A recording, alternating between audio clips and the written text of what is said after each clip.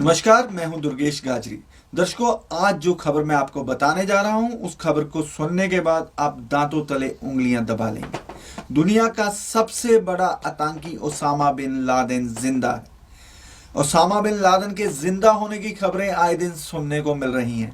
कभी Osama bin Laden को खत्म करने वाली अमेरिकी फौज में शामिल अधिकारी लादेन के जिंदा होने का दावा करते हैं, तो कभी भारत के राजस्थान जैसे राज्य में लादेन के नाम पर आधार कार्ड का आवेदन किया जाता है। अमेरिकी खुफिया एजेंसी CIA के पूर्व कर्मचारी एडवर्ड स्नोडन ने दावा किया है कि उनके पास इस बात के पुख्ता सबूत हैं कि लादेन जिंदा है और पूरी तरह सेहतमंद भी। इतना ही नहीं, अमेरिका उसे पैसे दे रहा है और लादेन ऐश प्रस्ती की जिंदगी बसर कर रहा है। क्या जिंदा है दुनिया का सबसे खूंखार आतंकी? ये बहस एक बार फिर छिड़ गई है। 11 सितंबर 2001 को कौन भूल सकता है?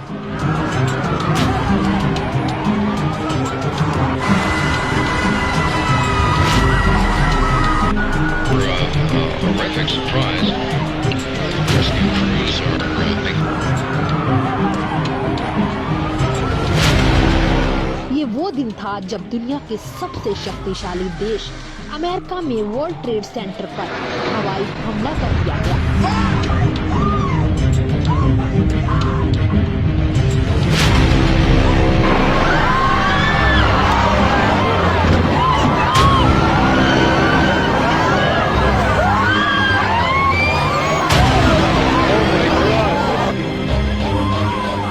अमेरिका मानता है कि इस आतंकी हमले के पीछे आतंकी और अलकायदा प्रमुख उसामा बिन लादेन का हाथ था। इस तबाही के बाद अमेरिका उसामा का कट्टर दुश्मन बन गया और उसकी तलाश में दुनिया भर के देशों की खाक छानने में जुट गया। अमेरिका ने अपनी पूरी ताकत लादेन को खोजने में लगा दी। फिर साल 2011 में अमेरिका के राष्ट्रपति बराक ओबामा ने फख्र के साथ दावा किया कि अमेरिका ने विश्व व्यापार केंद्र पर हवाई हमला करने वाले आतंकी उसामा बिन लादेन को पाकिस्तान में घुसकर मार डाला और उसके शव को समुद्र में बहा दिया गया। मगर दूसरी ओर अमेरिकी खुफिया एजेंसी CIA के पूर्व कर्मचारी एडवर्ड स्नोडन का दावा है कि उनके पास इस बात के सबूत हैं कि उसामा बिन लादेन आज भी जिंदा है और स्वस्थ है। इतना ही नहीं, वो अमेरिका के पैसे पर ऐश भी कर रहा है। एडवर्ड स्नोडन के अलावा BBC की वरिष्ठ पत्रकार जेने कॉर्विन, जिसने the base in search of al Qaeda पुस्तक लिखी है, का भी दावा है कि लादेन न सिर्फ जिंदा है बल्कि अपने कमांडर्स को आदेश भी जारी करता है।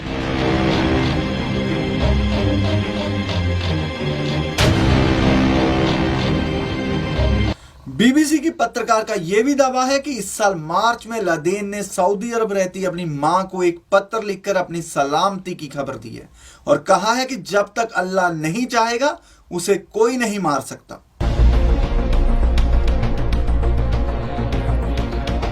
वरिष्ठ पत्रकार जेने कॉर्बिन का दावा है लादेन के मरने का कोई प्रमाण नहीं मिलता, इसलिए लादेन जिंदा है।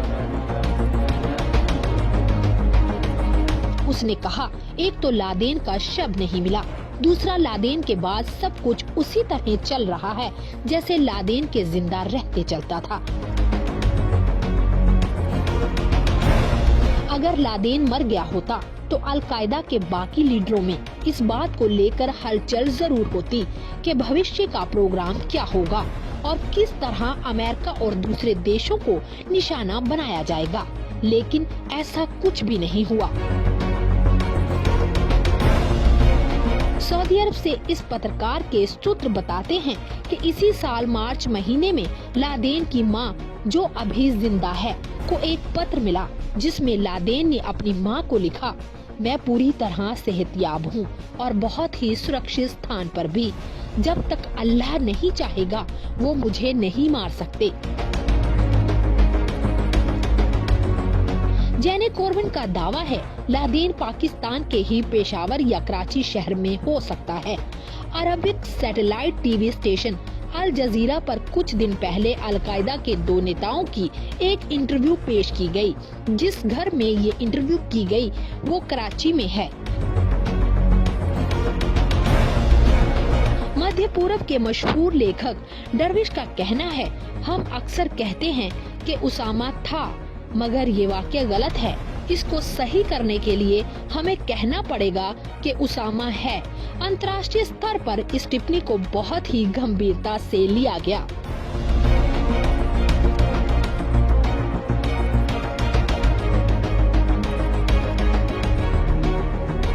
कहा जाता है कि अमेरिका और पाकिस्तान ने मिलकर पूरी दुनिया को लादेन की मौत के नाम पर बेवकूफ बनाया, जबकि अमेरिकी खुफिया एजेंसी ओसामा बिन लादेन को $1 लाख प्रति महीना तनख्वाह दे रही है और लादेन इसी एजेंसी के पेरोल पे काम कर रहा है। जब लादेन की मौत की साजिश रची गई, उस वक्त CIA ने ही ओसामा को बचाया था।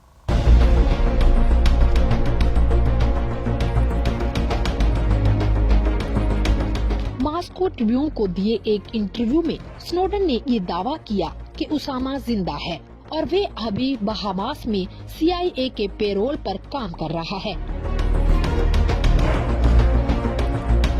स्नोडन ने कहा, मेरे पास ऐसे सबूत हैं जो इस बात की ओर इशारा करते हैं कि उसामा CIA के पेरोल पर है।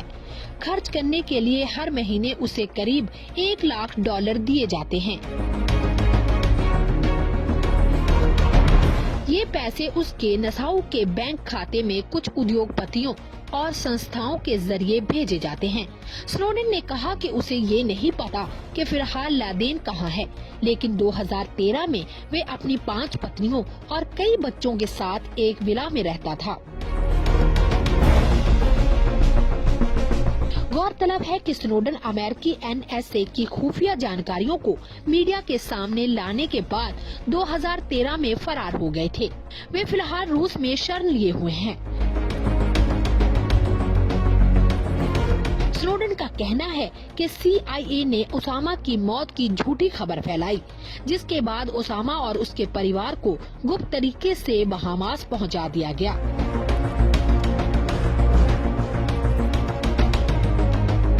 हालांकि अभी तक स्नोडन के दावे की कोई आधिकारिक तौर पर किसी भी देश ने पुष्टि नहीं की और ना ही कोई ऐसी वारदात ही सामने आई है जिससे ये मान लिया जाए कि लादेन जिंदा है। मगर स्नोडन ने यह जरूर कहा कि लादेन के जिंदा होने से संबंधित और जानकारी वो अपनी आने वाली पुस्तक में देंगे।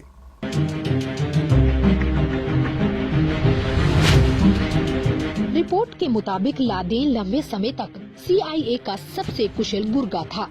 अगर वो उसे सील के हाथों मरने देते तो उनके अन्य गुर्गों को क्या संदेश जाता। इसीलिए उन्होंने पाकिस्तानी खुफिया एजेंसी के साथ मिलकर उसकी मौत की झूठी खबर फैलाई और उसने आसानी से उनके कवर को छोड़ दिया। अब जबकि सभी लोग ये जानते हैं कि उसामा की मौत हो गई है और उसे कोई खोजने की कोशिश भी नहीं करता, ऐसे में उसके लिए गायब होना बहुत आसान है। वैसे भी अगर उसामा की दाढ़ी हटा दी जाए और उसके मिलिट्री कोड को उतार दे तो उसे कोई पहचान नहीं पाएगा। स्नोडन ने बताया कि उसामा के बारे में और ज्यादा खुलासा उनकी आने वाली पुस्तक में होगा। हालांकि स्नोडन के दावों की आधिकारिक तौर पर कोई पुष्टि नहीं हुई है।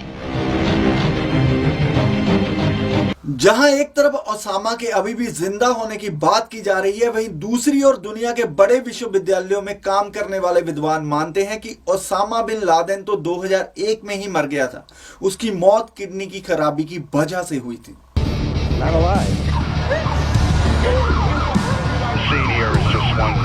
क्या ये नहीं हो सकता कि अमेरिका पर आतंकी हमलों के शुरुआती दिनों के बाद जो ऑडियो और वीडियोस उसके नाम पर जारी किए गए हैं वे सभी फर्जी हों? क्या ये संभव नहीं है कि उसामा को जिंदा बनाए रखने का काम ब्रिटिश और अमेरिकी खुफिया एजेंसियां कर रही हों, ताकि आतंक के खिलाफ युद्ध में अपने यूरोपीय सहयोगी देशों की मदद लेती रहे? में अमेरिका की नजर उन इस्लामिक देशों पर है जहां तेल के कुएं हैं। आतंकवाद को और अशांति के नाम पर अमेरिका तेल से लबरेज देशों को अपने कब्जे में करना चाहता है या फिर इन देशों में अमेरिका पक्षी सरकार बनाना चाहता है। ड्यूक विश्वविद्यालय के प्रोफेसर ब्रूस लॉरेंस का मानना है कि पहले और बाद के ऑडियोज में उसामा की भाषा बदल दी गई। पहले के ऑडियोज में वे अल्लाह और पैगंबर मोहम्मद सल्लल्लाहु अलैहि वसल्लम के नामों का हवाला देना नहीं भूलता था, लेकिन बाद के ऑडियोज में ऐसा नहीं है। उनका कहना है कि एक वीडियो में तो उसामा की उंगलियों में अंगूठियां भी हैं, जबकि इस्लाम के मानने वालों के लिए आभूषण पहनना वर्जित है।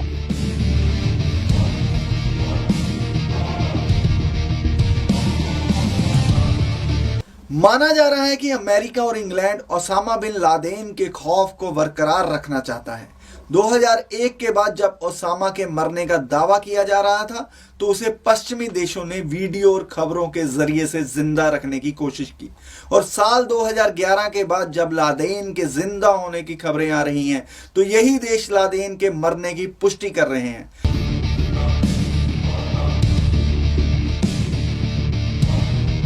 कुछ साल पहले अमेरिका और ब्रिटेन में एक किताब आई, उसामा बिन लादेन डेड और अलाइव।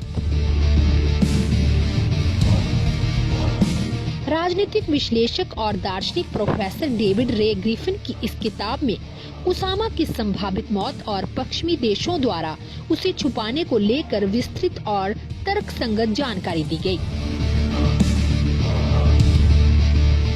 इस किताब में दावा किया गया कि किडनी के फेल होने से या इससे संबंधित किसी बीमारी की शिकायत से उसामा की मौत हो चुकी है और ये 13 दिसंबर 2001 या इसके आसपास की घटना हो सकती है। इस समय वे वजीरिस्तान की सीमा से लगे तोरा बोहरा की पहाड़ियों में रह रहा था। उनका मानना है कि इस्लामिक धार्मिक नियमों के अनुरूप 24 घंटे के भीतर ही उसको दफन भी कर दिया गया। उसकी कब्र को भी चिन्हित नहीं किया गया क्योंकि वहाबी मुसलमानों में ऐसा रिवाज है। लेखक का दावा है कि इस तारीख के बाद बहुत सी टेपों में दुनिया को ये भरोसा दिलाया गया कि उसामा जिंदा है। उनका ये तक कहना है कि ये टेप भी फर्जी है और उनका उद्देश्य है कि इराक और अफगानिस्तान में चल रहे आतंक के खिलाफ युद्ध के लिए दुनिया के समर्थन और सहायता को सुनिश्चित किया जा सके।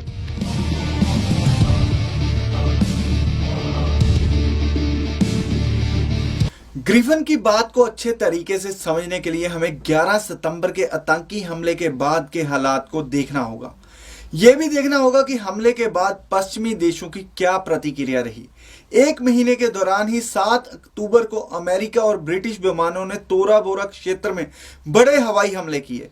इस सैन्य हमले में इस बात को भी नकार दिया गया कि इससे पहले अल-कायदा के अधिकारियों ने बयानों में अरब प्रेस को जानकारी दी गई थी कि 11 सितंबर को होने वाले हमले में उनका कोई हाथ नहीं था और लोगों की हत्याओं को प्रशंसा योग्य काम मानता हूँ। तोरा बोरा पर अमेरिकी ब्रिटिश हमले के कुछ एक घंटों बाद ही 7 अक्टूबर को अपने पहले वीडियो टेप में उसामा सैनिक ड्रेस में दिखाई दिया। कंधे पर असाल्ट राइफल लटकी हुई थी और तब वे पीला और कमजोर दिख रहा था। هو شرف عظيم تمناه رسولنا عليه الصلاة والسلام كما في الحديث الصحيح والذي نفس محمد بيده لوددت أن أغزو في سبيل الله। अपने भाषण में उसने बुश को कोसा था, लेकिन तब भी आतंकवादी हमले की जिम्मेदारी। फिलहाल के लिए इतना ही। देश और दुनिया की तमाम खबरों के लिए देखते रहें रियल फ्लेवर न्यूज।